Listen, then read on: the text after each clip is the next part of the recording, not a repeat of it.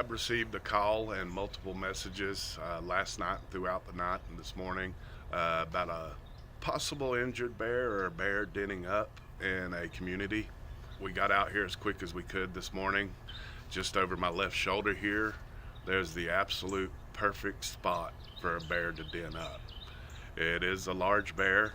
I'm only seeing one, so I don't think it's a mom with any yearlings or almost yearlings. Males typically are the last ones to den up, so pregnant females den up first. So I'm thinking this very well may be a female that's going to bring cubs this next late January.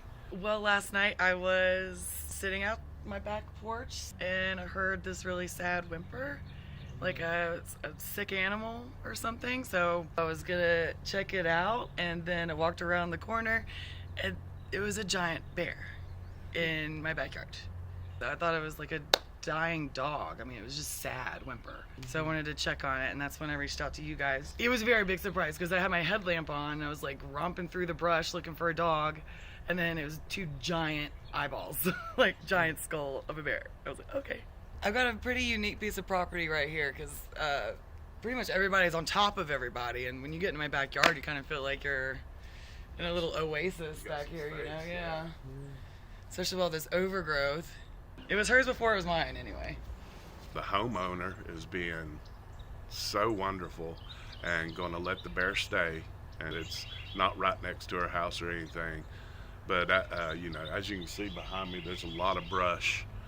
It's perfect. It's made a nice little cave hole in all this brush, and it's gently just looking at us as we're not getting too close because we don't want to disturb it. But it does know we're here, that's for sure. And this is about as close as we're going to be able to get. You okay? I bet you're a mom going to have babies. That's what I'm thinking.